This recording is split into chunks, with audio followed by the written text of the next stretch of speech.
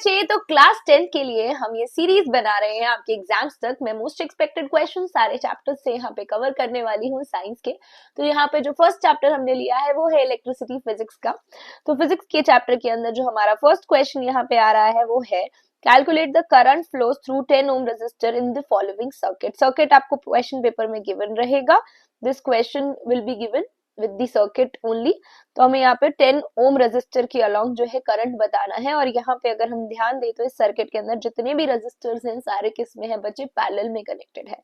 ठीक है, तो पैरेलल के अंदर एक चीज होती है, पैरेलल सर्किट में हमारी वोल्टेज सेम रहती है। तो यहाँ पे 6 वोल्ट जो है वो सेम रहेगा। V is equal to I R, जैसे ओम्स लॉ के according I is equal to V by R कर देंगे तो हमारा आंसर आ जाएगा। तो ये छोटी छोटी चीजें जो है आपको नोट करनी है यहाँ पे कि जो आपका पैरेलल सर्किट है उसके अंदर वोल्टेज आपकी सेम रहती है, वोल्टेज आपकी सेम रहती है पैरेलल सर्किट में। तो ये छोटे छोटे क्वेश्चन जो है यहाँ से बन सकते हैं। What happens if resistance of a conductor What happens to the resistance of a conductor अगर उसकी लेंथ को हम डबल कर दें और एरिया ऑफ क्रॉस सेक्शन हमारा सेम है। देखिएगा हमारे पास R is equal to rho L by A हम जानते ही हैं। हमने लेंथ को डबल कर दिया, area of cross section is a. अब हमारा क्या हो गया, R इंटू 2L बाई ए, यानी कि resistance is doubled. A cylindrical conductor of length L and area of cross section A, resistance है उसकी R.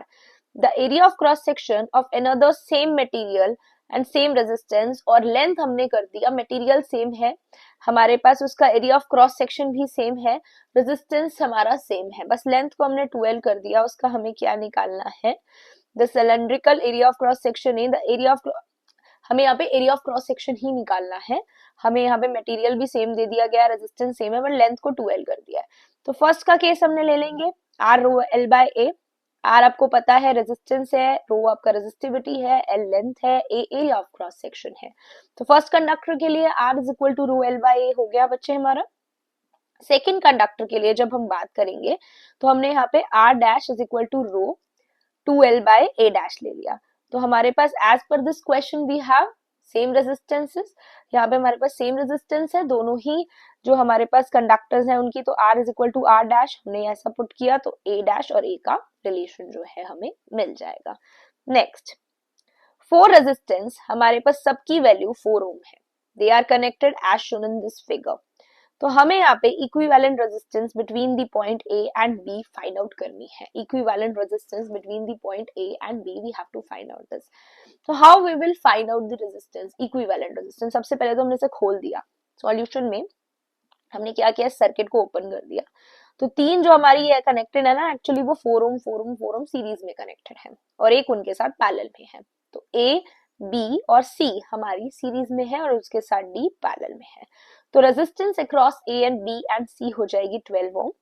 एंड हमारे पास 12 ओम और अब ये जो 4 ओम है ये किस में हो गए, पैरेलल में हो गए। 12 ohm and 4 ohm are now connected in parallel. तो हम इसके क्या करेंगे, पैरेलल का फॉर्मूला लगा देंगे, 1/12 प्लस 1/4 हमारा आंसर जो है आ जाएगा। अब यहाँ पे एक एमसीक्यू आ रहा है, A student plots VI graph for the 3 samples of the nichrome wire. Nichrome wire के अंदर उसने VI ग्राफ जो है प्लॉट किया, just like this. R1, R2 and R3 3 resistance है हमारे पास। हमें यहाँ पे करेक्ट स्टेटमेंट को चूज करना है। तो यहाँ पे हमें यहाँ पे तीनों रेजिस्टेंस कैसे एक दूसरे से रिलेटेड है ये बताना है। जितना स्लोप मैक्सिमम होता है VI ग्राफ का, जितना स्लोप हमारा मैक्सिमम होता है उतना हमारा क्या होता है, रेजिस्टेंस जो होता है मिनिमम होता है। हमारे पास मैक्सिमम स्लोप मिनिमम रेजिस्टेंस, तो यहाँ पे R1 का स्लोप मैक्सिमम है, रेजिस्टेंस वो मिनिमम रहेगी।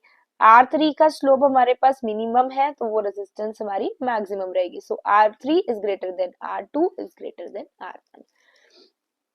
अब हमारे पास 2 बल्ब्स हैं 100 वॉट के और 50 वॉट के, they are connected in series. Current जो है हमारे पास 100 वॉट के थ्रू 1 एम्पियर का है, 40 वॉट के अकॉर्डिंग 40 वॉट वाले बल्ब के थ्रू हमें कितना करंट पास होगा ये बताना है। तो देखिए सीरीज का तो मतलब यही है कि सेम करंट फ्लो होता है। दिवाली की लाइट्स होती है ना वो सारी सीरीज में कनेक्टेड होती है, तभी तो एक फ्यूज होती है तो सारी की सारी बंद हो जाती है वहां पे। तो सीरीज का मतलब भी यही है कि हमारा एक टाइप का करंट वहां पे फ्लो हो रहा है। 100 watt 40 watt are connected in series, through them the same amount of current will flow, so the current will be same here, hence the current through 40 watt bulb is 1 ampere. उसके बाद 7th question, assertion reason type questions है ये. Alloys are commonly used in heating, electrical heating devices such as electrical iron and heater, इनमें alloys use किए जाते हैं. Right, ऐसा ही होता है. Resistivity of an alloy is generally greater than that of its constituent metals, but alloys have low melting points than their constituent metals. Right, दोनों ही ठीक है और R is the correct explanation of A. Next, total resistance in a parallel circuit is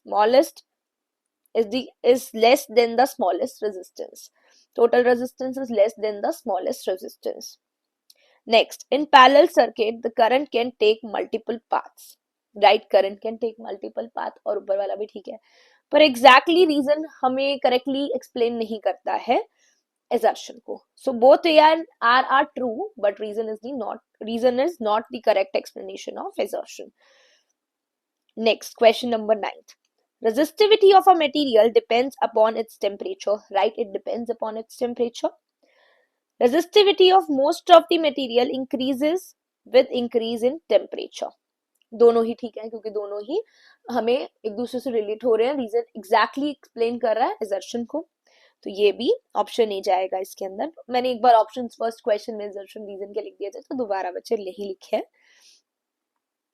PDF में Telegram पे डाल दूंगी इसका, तो आप वहां से ले सकते हैं.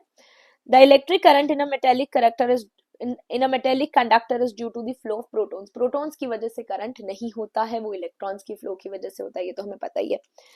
इन a metallic conductor electrical current is carried by the movement of free electrons. Obviously electrical जो current होता है वो negatively charged particle यानी कि electrons की वजह से होता है, तो ये तो completely false है और R true है. उसके बाद आता है the very famous question, ये तो मेरे टाइम से आ रहा है, स्टेट ओम्स लॉ. तो ये बहुत इंपॉर्टेंट क्वेश्चन, आप इसे वीर की तरह लर्न कर सकते हो. V is equal to IR, वीर. ठीक है, तो हमारे पास ओम्स लॉ कहता है V is directly proportional to I. Proportionality का साइन हटाएंगे तो हमारे पास वहां पे क्या आ जाएगा, रेजिस्टेंस आ जाएगा, where R is the resistance of the conductor. उसके बाद next question, a 6 ohm resistance wire is doubled on itself. Calculate new resistance of the wire. सबसे पहले हम फर्स्ट पार्टी देखते हैं. यहाँ पे हमें क्या गिवन है, 6 ohm रेजिस्टेंस है, लेंथ क्या है L, area of cross section is A, R is equal to rho L by A, जो हमारे पास 6 ohm है. हमें यहाँ पे क्या गिवन है, wire is doubled on itself, खुद पे ही डबल कर दी हमने वायर. तो जो हमारा वायर था उसका area of cross section A dash हमारा हो गया A by 2. Wire is doubled on itself. ठीक है, लेंथ हमारी यहाँ पे क्या हो गई, लेंथ अगर हमने यहाँ पे डबल ले रही है तो L dash is equal to 2L हो जाएगा. सारा कुछ हम पुट करेंगे, the value will be 24 ohm. वायर को हमने डबल कर दिया है. ठीक है, एक वायर थी उसको हमने डबल कर दिया, तो लेंथ हमारी 2L हो जाएगी. A डैश हमारा क्या हो जाएगा, A बाय 2. हमने उसी वायर को डबल किया है तो एरिया हमारा वहां पे कम होके A बाय 2 हो जाएगा. यहाँ पे रेजिस्टेंस आ गया 24 ohm. 3 2 ohm resistance A, B and C इस तरीके से कनेक्टेड है कि हमारे पास कॉम्बिनेशन के अंदर कॉम्बिनेशन इज 3 ohm. उनका कॉम्बिनेशन हमारे पास 3 ohm बने, ऐसे कनेक्टेड है. हमें उनका अरेंजमेंट शो करना है. देखिएगा, हमने उनका 3 ohm बनाना है कॉम्बिनेशन के अंदर. ठीक है, कॉम्बिनेशन हमारा 3 ohm बने तो कुछ इस तरीके से वो कनेक्टेड होंगे ऐसे. अब इनका कॉम्बिनेशन बना के देखिएगा तो हमें क्या मिलेगा, 1/2 पैरेलल में है, 1/2 1/2. अब यहाँ पे 1/2 1/2, अब इसके साथ ये 1 सीरीज में आ गया तो 1 + 2 क्या हो जाएगा, 3 ohm. तो इस तरीके से हमारा सर्किट जो है बनेगा. Next question, state Ohm's law, जो कि हम ऑलरेडी पहले कर चुके हैं, रिप्रेजेंटेड ग्राफिकली. ठीक है, हम रिप्रेजेंट कर लेंगे. इन द गिवन सर्किट, ये हमें गिवन सर्किट है, total effective resistance of the circuit निकालना है, the current through each resistor निकालना है. ठीक है, तो हम ग्राफिकली ओम्स लॉ को कैसे रिप्रेजेंट करेंगे बच्चे. यहाँ पे graphically how will you represent Ohm's law, देखिएगा ओम्स लॉ के अंदर हमें पता है V is equal to I R, V is equal to I R, तो potential difference is directly proportional to the current, potential difference is directly proportional to the current, तो हमारा ये स्ट्रेट लाइन जाएगा। गिवन डाटा के according, given circuit के according R1 is 3 ohm, R2 is 4 Om, R3 is 6 ohm and V is equal to 6 volt. हमारे पास effective resistance, क्योंकि ये सारे पैरेलल में कनेक्टेड हैं, तो हमारे पास क्या होगा 1/3 plus 1/4 plus 1/6 is equal to 9/12। तो इफेक्टिव रेजिस्टेंस हमारी आ जाएगी यहाँ पे 1.33 ओम। पोटेंशियल डिफरेंस अक्रॉस ईच, हमारे पास जो रेजिस्टर है वो क्या है 6 वोल्ट का potential difference. Applying ohm law, V1 is equal to I1 R1, I1 निकाल लिया हमने यहाँ से 6/3, सिमिलरली हमने I2 और I3 लगा लिया। यहाँ पे हमारे पास वोल्टेज तो सेम रहेगी क्योंकि सब कुछ पैरेलल में है हमारे पास, तो voltage of course will be same. तो हमने ओम्स लॉ लगा के I1, I2 एंड I3 जो है यहाँ से फाइंड आउट कर लिया। Write the mathematical expression for Joule's law of heating. Joule's law का मैथमेटिकल एक्सप्रेशन है H is equal to I square R T. I आपको पता है करंट है, T is the time taken. Compute the heat generated while transferring 96,000 coulombs of charge in 2 hours through a potential difference of 40 volts। यहाँ पे हमारे पास amount of charge transferred है 96,000, time taken है 7200 seconds, potential difference is 40 volts. हमें यहाँ पे क्या find out करना था, हीट जनरेटेड। हीट होता है हमारा VIT, और आप लोगों को पता है I इज Q/T, तो हीट को हम लिख सकते हैं V इंटू Q, क्योंकि हमने यहाँ से IT की वैल्यू की जगह Q ले लिया, तो heat is equal to 40 into 96,000, जो कि हमारा जूल्स में आंसर आ जाएगा। If an electric heater rated 800 watt operates 5 hours a day, find cost of energy to operate it for 30 days at 3 rupees per unit of consumption। तो हमारे पास यहाँ पे एनर्जी कंज्यूम क्या होता है, पावर इनटू टाइम। हमें यहाँ पे क्या फाइंड आउट करना है, कॉस्ट ऑफ एनर्जी। सबसे पहले तो हम एनर्जी फाइंड आउट करेंगे, right, power into time. Power is 800 watts into 5 hours per day, तो हमने 5 से मल्टीप्लाई कर दिया, ठीक है, और कितने दिन के लिए चला, 30 डेज था, तो इनटू 30। सो हमारे पास ये पावर हो जाएगी जो कि वॉट आवर में है, इसे किलोवाट आवर में करेंगे तो 1000 से डिवाइड कर देंगे तो हमारे पास 120 किलोवाट आवर आ जाएगा, ठीक है। कॉस्ट ऑफ इलेक्ट्रिसिटी हमारे पास 3 रुपीज पर यूनिट है, तो 120 किलोवाट आवर के लिए हम उसे 3 से मल्टीप्लाई कर देंगे तो हमारा आंसर आ जाएगा। देखिए ऐसे ही क्वेश्चन बोर्ड में पूछे जाते हैं, हर बार पूछे जाते हैं, तो अच्छे से क्वेश्चंस करके जाइएगा। कोशिश करूंगी कि सारे चैप्टर्स के क्वेश्चन जो आपके एग्जाम से पहले कवर हो जाए। An electrical lamp of resistance 20 ohm and a conductor of resistance 4 ओम। इसकी लैंप की रेजिस्टेंस है 20 ओम, कंडक्टर की इसकी रेजिस्टेंस है 4 ohm. They are connected to a battery 6 volt, ये बैटरी से कनेक्टेड है इस सर्किट के according. Total resistance find out करनी है। सबसे पहले तो हमें ये दिखाई पड़ रहा है कि ये जो लैंप है और जो हमारा ये रेजिस्टर है, ये दोनों किस में कनेक्टेड है, सीरीज में कनेक्टेड है। They both are connected in series, lamp and this resistor are connected in series. तो हमारे पास क्या होगा, सीरीज वाला अगर मैं यहाँ फॉर्मूला लगा दूं तो 4 + 20 आ जाएगा हमारा 24 ohm. The second point is the current through the circuit. Current through the circuit अगर मैं यहाँ निकालूंगी तो हमारे पास क्या हो जाएगा, I is equal to V/R, यानी कि 6/24। तो यहाँ पर हमारा जो 6/24 है वो इस वजह से क्योंकि हमारा जो टोटल रेजिस्टेंस है दैट इज 24, तो हमने यहाँ 6/24 ले लिया, तो 0.25 ओम हमारा आंसर आ जाएगा।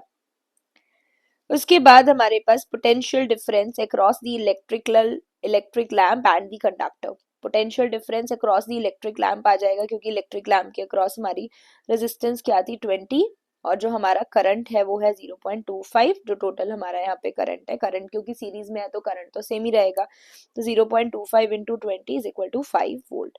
अक्रॉस कंडक्टर अगर हम बात करें पोटेंशियल डिफरेंस की तो 0.25 इंटू 4, 0.25 इसलिए सेम है क्योंकि सीरीज का सर्किट है, 1 वोल्ट आ जाएगा। पावर क्या होता है, power voltage across the lamp divided by current through the lamp. Voltage क्या है हमारी 5, करंट क्या है 0.25, तो 20 वॉट हमारी यहाँ पावर हो जाएगी। ये 17th क्वेश्चन है, नंबरिंग थोड़ी सी गलत है। Define electrical power express it in the terms of potential difference and resistance. सबसे फर्स्ट पार्ट, इलेक्ट्रिकल पावर क्या है, rate of doing work by an energy source, वो हमारा पावर है। अगर हम इसे रिप्रेजेंट करें तो कैसे करेंगे, इन टर्म्स ऑफ आपको बोला गया था पोटेंशियल डिफरेंस एंड रेजिस्टेंस, तो हमारा क्या हो जाएगा, वी आई होता है, वी स्क्वायर बाय आर भी लिख सकते हैं इसे। उसके बाद हमारे पास electrical oven is designed to operate on a mains voltage of 220 volts, 11 unit consume करेगा 5 आवर्स में। पावर हमें बताना है, current drawn by the oven बताना है, रेजिस्टेंस बताना है। सबसे पहले एनर्जी हमारी है जो कंज्यूम कर रहा है, that is 11 units. 11 units, 1 unit हमारा इक्वल होता है 1 किलोवाट आर के, तो 11 unit will be equal to 11 into 1000, यानी कि 1100 वॉट हम इसे लिख सकते हैं। किलोवाट आर को अगर मैं लिखूं तो ये हमारा हो जाएगा 1100 वॉट के अराउंड हो जाएगा, ठीक है। 11,000 एक्चुअली 11,000 वॉट आर के अराउंड हो जाएगा ये हमारा। पावर हमारा होता है electrical energy consume divided by time taken. Energy तो हमारा 11,000 वॉट आर है और डिवाइडेड बाय 5 आर, तो 2200 वॉट हमारा पावर आ गया। उसके बाद हमारे पास जो नेक्स्ट क्वेश्चन था वो था current drawn by the oven, current कितना ड्रॉ करेगा ये, तो power divided by P by V हम कर देंगे, क्योंकि V I is equal to P होता है हमारे पास। तो अगर मैं आई लिखूं तो हमारे पास पी बाय वी हो जाएगा, जैसे यहाँ पे गिवन है, तो 2200 बाय 220। उसके बाद हमसे लास्ट में इन्होंने पूछा था क्वेश्चन के अंदर रेजिस्टेंस, रेजिस्टेंस पूछी थी ना, resistance of the oven if when it is red hot, resistance of the oven when it is red hot, तो resistance का फॉर्मूला होगा v स्क्वायर बाय में p। v स्क्वायर बाय में p अगर हम करेंगे तो 220 का स्क्वायर डिवाइडेड बाय 2200, 220 का स्क्वायर डिवाइडेड बाय 2200 हमारे पास क्या आ जाएगा, 22 ओम्स रेजिस्टेंस हमारी यहाँ पे आ जाएगी।